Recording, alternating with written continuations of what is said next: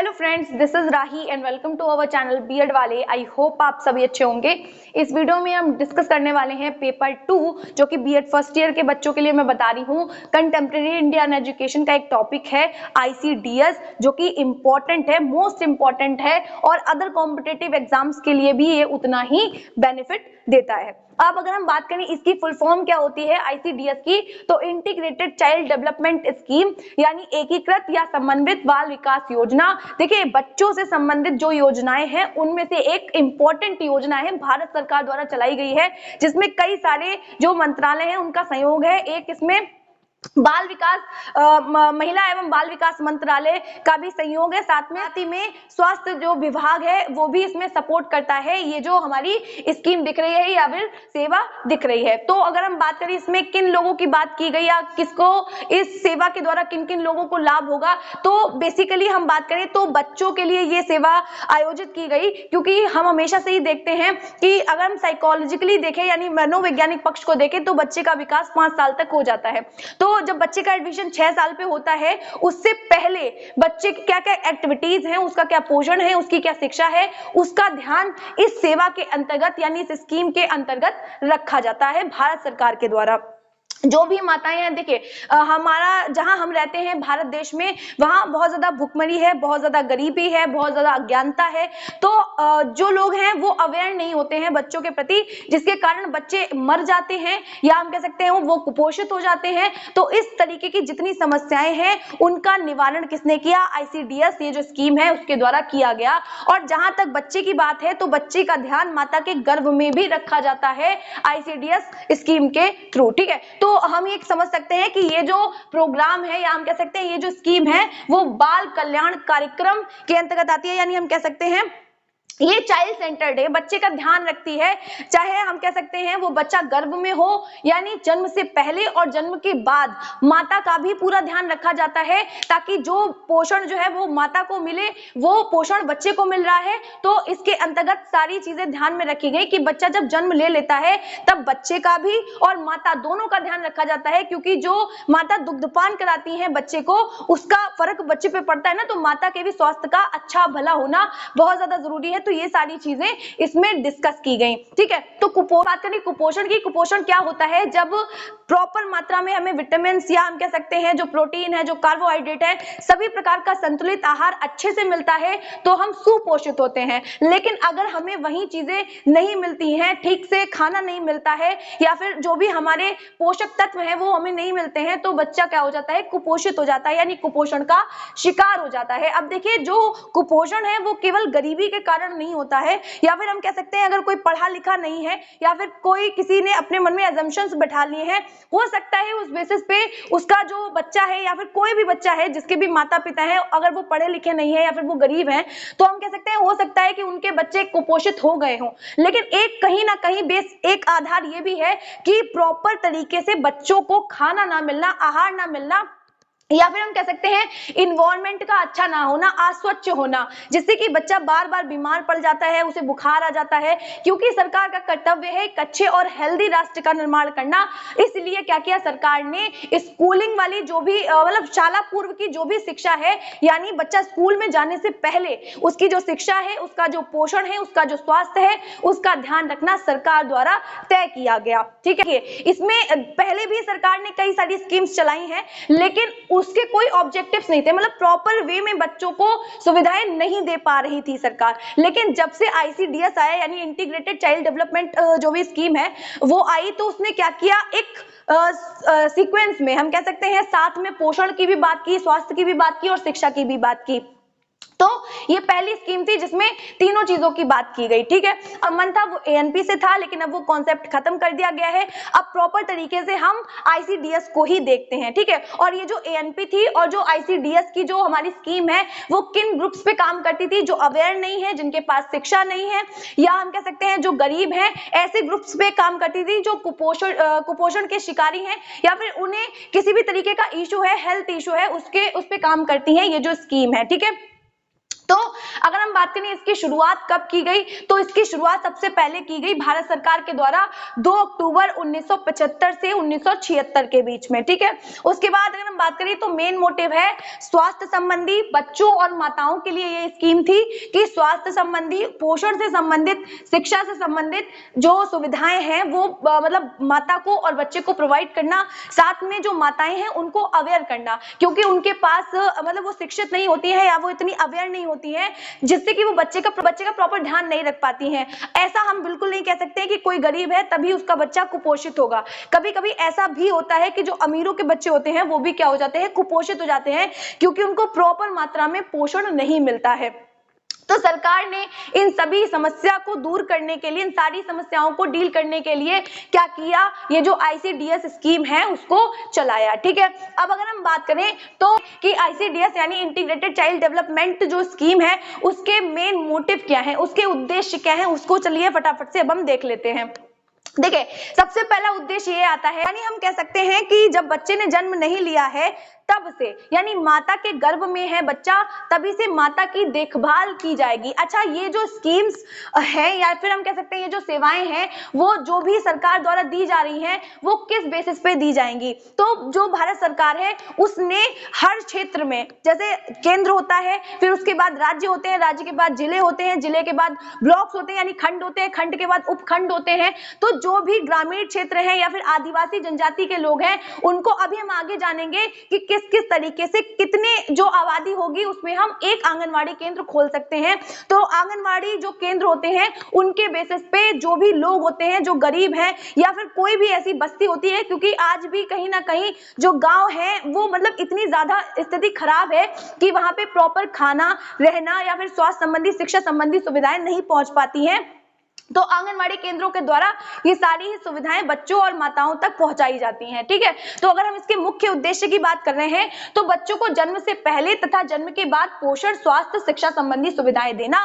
देखिए, सरकार का क्या काम है, बच्चे को जब वो स्कूल में आए तो वो मेंटली, फिजिकली या हम कह सकते हैं ओवरऑल जब उसका डेवलपमेंट जैसे कि हम मनोविज्ञान में देखते ही हैं कि बच्चे का 5 साल तक हो जाता है, तो सरकार क्या कर रही है, अपना सहयोग दे रही है उसमें, यानी जन्म से पहले बच्चे का ध्यान रख रही है कि माता को कौन कौन से टीके लगेंगे, और उसके लिए ज्यादा पैसे की जरूरत नहीं है ना। वो महिलाएं जिनके पास पैसे ही नहीं है, खाने के पैसे नहीं है, वो कैसे चीजों को मैनेज करेंगी, तो सरकार द्वारा ये सारी सुविधा की गई जिससे कि जो माताएं हैं, जो बच्चे हैं, उनका जो भी स्वास्थ्य संबंधी कोई भी अगर प्रॉब्लम है, उन्हें शिक्षा संबंधी कोई समस्या है, यानी बच्चे को पहले से भी कुछ सिखा के स्कूल भेजा जाएगा, यानी शाला पूर्व भी शिक्षा बच्चे को दी जाएगी, जो कि हमारी न्यू एजुकेशन पॉलिसी में भी बात की गई है कि बच्चे का आधार पहले से ही डेवलप हो चुका है। यानी जब बच्चा जा रहा है 6 साल में, जब बच्चा स्कूल में पढ़ने जा रहा है, उससे पहले क्या है, उसकी जो क्रिएटिविटी है वो डेवलप करनी है, क्योंकि 5 साल तक वो लैंग्वेज जो है, वो जो अडेप्टेशन की जो पावर है, हम कह रहे हैं बच्चे का 90% जो डेवलपमेंट है वो 5 साल तक ही हो जाता है। तो हमें क्या करना है, पहले से ही बच्चे में ध्यान देना है ताकि 5 साल तक उसकी जो क्रिएटिविटी है या हम कह सकते हैं उसकी जो इंटेलिजेंस का जो लेवल है वो हम अच्छे से डेवलप कर पाए, ठीक है। उसमें सहयोग दे सके, बच्चे की जो ग्रोथ है उसमें हम सहयोग दे सके ताकि बच्चा आगे जाके राष्ट्र में अपना कुछ योगदान दे सके, ठीक है। तो इस तरीके से सरकार क्या करेगी, जन्म के पहले और जन्म के बाद बच्चे का ध्यान रखेगी, साथ ही में माता का भी ध्यान रखेगी, जिससे कि जो बच्चा है वो पूरी तरीके से माता के ऊपर डिपेंड है, तो इस वजह से माता का भी ध्यान रखा जाता है, जिससे कि बच्चे का फिजिकली, सोशली, मेंटली पूरे तरीके से ओवरऑल डेवलपमेंट हो सके, होलिस्टिक डेवलपमेंट हो सके। इस बेसिस पे ही ये जो स्कीम है वो काम करती है। अब अगर हम विशिष्ट उद्देश्यों की बात करें तो जो नवजात शिशु हैं या हम कह सकते हैं 0 से 6 साल तक के जो बच्चे हैं उनके पोषण, स्वास्थ्य स्तर में सुधार, जैसे कि अभी हम देख ही रहे हैं, साथ ही में मृत्यु दर को कम करना।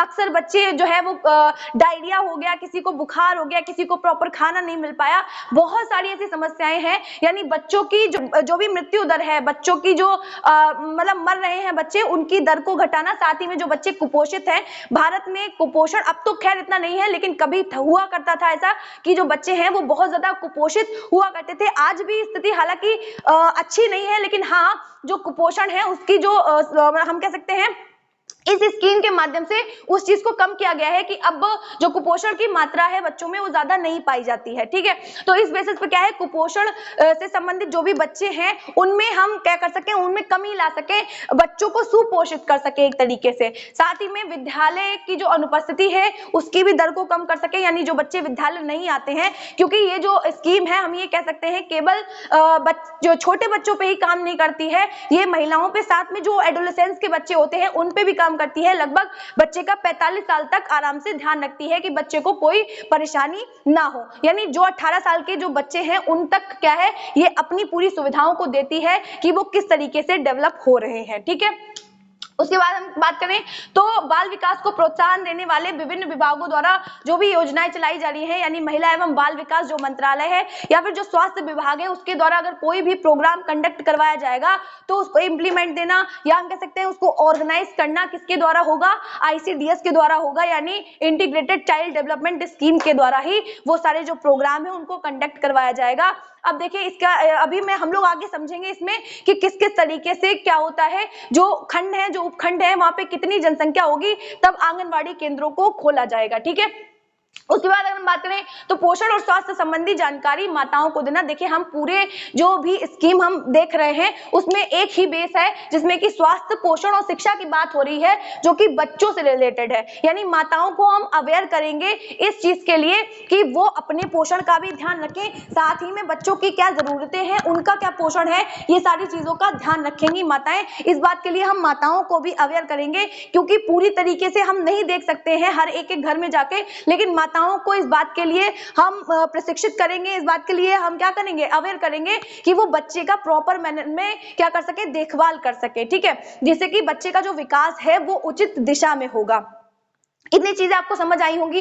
अब हम देखेंगे कि जो ICDS है उसके घटक क्या है। घटक के अंतर्गत हम कुछ सेवाओं की बात करेंगे। ठीक है, सबसे पहले जो सेवा आती है वो पूरक पोषण की आती है। पूरक पोषण एक इसकी बहुत इंपॉर्टेंट सेवा मानी जाती है, जो कि जो भी बच्चे हैं 0 से 6 साल के बच्चे हैं या जो भी नवजात बच्चे हैं जिनका जन्म हुआ है, उनको देखिए बच्चों को जो पोषण है वो देना, जो संतुलित आहार है वो देना बहुत ज्यादा जरूरी है। देखिए जो माता पिता हैं वो चाहकर भी नहीं दे पाते हैं, क्योंकि माता पिता के पास है ही नहीं। विकसित करना चाहते भी हैं, वो बच्चों को शिक्षा देना चाहते भी हैं, वो बच्चों को स्वस्थ रखना चाहते भी हैं, तब भी उनके पास वो सुविधा होती ही नहीं है। तो क्या है, मतलब ये जो ICDS प्रोग्राम चलाया गया उसके अंदर कई सारे जो आंगनवाड़ी केंद्र होते हैं उनमें क्या है 365 दिन खाने के लिए चीजें बनाई जाती हैं, जिनमें प्रॉपर चीजों को डाल के एक पदार्थ बनाया जाता है। हम कह सकते हैं कि एक ऐसा घोल तैयार किया जाता है जिसमें क्या है सारे पोषक तत्व होते हैं, सारे संतुलित आहार होते हैं।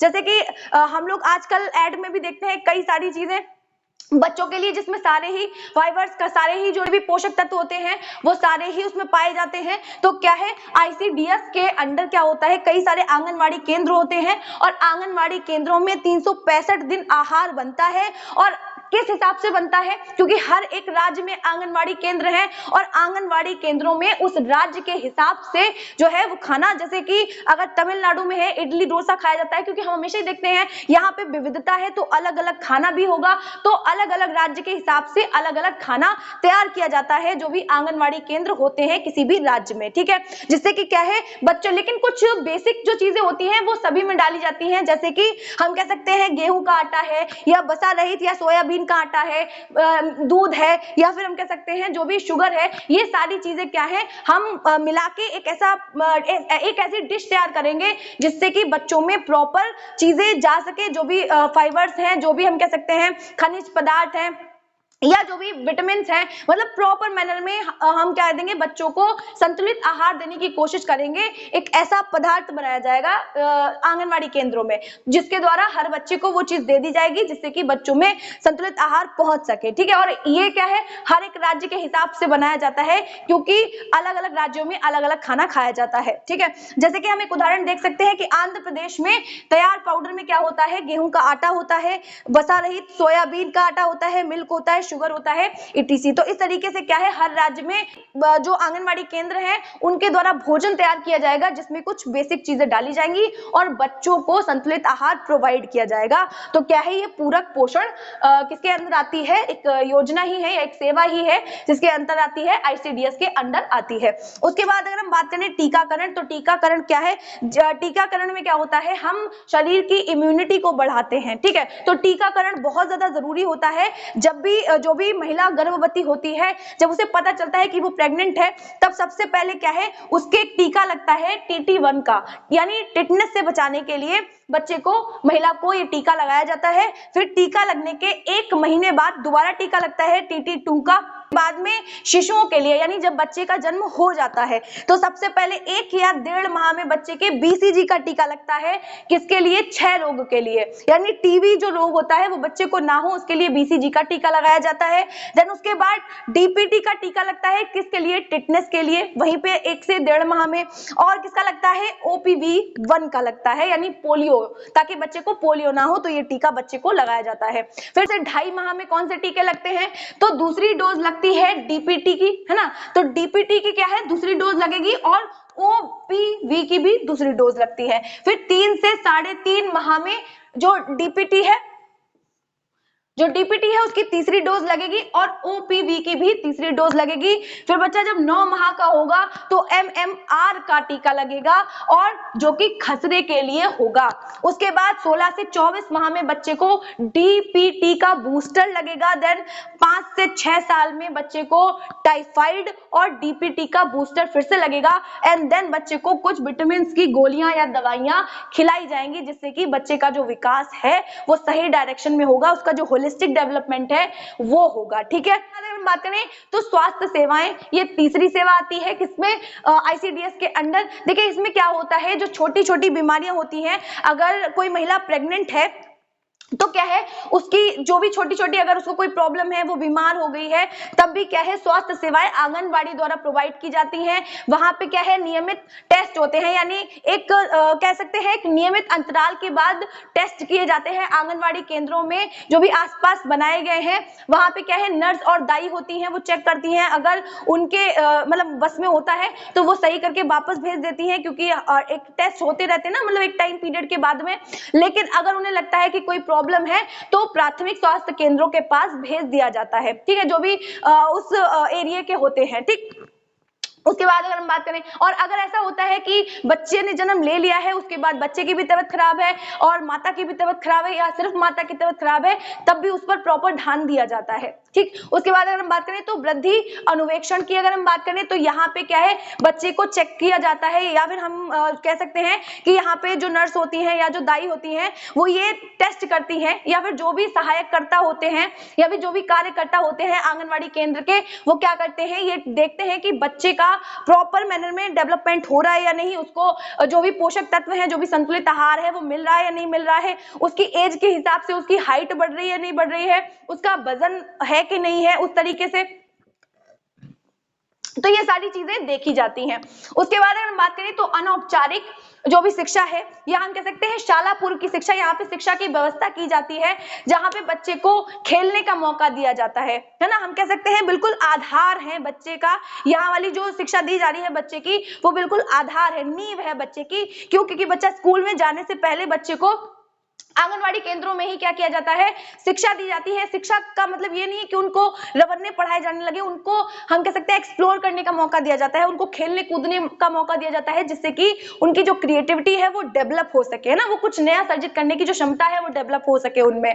उसके बाद अगर बात करें तो महिलाओं को स्वास्थ्य और स्वच्छता से संबंधित सेवाएं देना, यानी हम कह सकते हैं जितनी भी सुविधाएं हैं महिलाओं को इस बात के लिए अवेयर करना, उनको बताना, या फिर अगर किसी भी तरीके की समस्या है तो क्या है उसको किस तरीके से सॉल्व करना है, वो सारी चीजें बताई जाती हैं आंगनवाड़ी जो केंद्र होते हैं उनके द्वारा।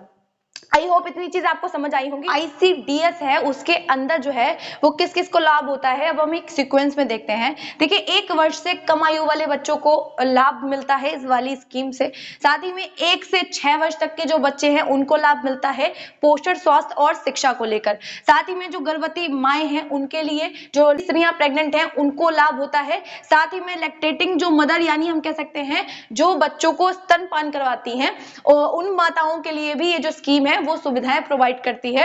उसके बाद सारी जो महिलाएं हैं उनको स्वास्थ्य संबंधी कई सारी जानकारियां देती हैं, और साथ में जो किशोरियां होती हैं ना, लगभग 12 से 18 वर्ष तक की जो भी लड़कियां होती हैं उनको भी स्वास्थ्य संबंधी कई सारी जो सुविधाएं हैं वो प्रोवाइड करती है ये स्कीम। ठीक है, उसके बाद अगर हम बात करें तो इसका मैनेजमेंट कैसा है, तो हम बात करेंगे कि स्तर के अकॉर्डिंग हम बात करेंगे। सबसे पहले जो भी राज्य की जो व्यवस्था होती है वो केंद्र देखती है, और केंद्र के बाद आते हैं जिला, और जिले के बाद क्या होता है, कई सारे ब्लॉक्स बढ़ जाते हैं, और ब्लॉक्स के बाद यानी हम कह सकते हैं खंड के बाद उपखंडों में बांटा जाता है।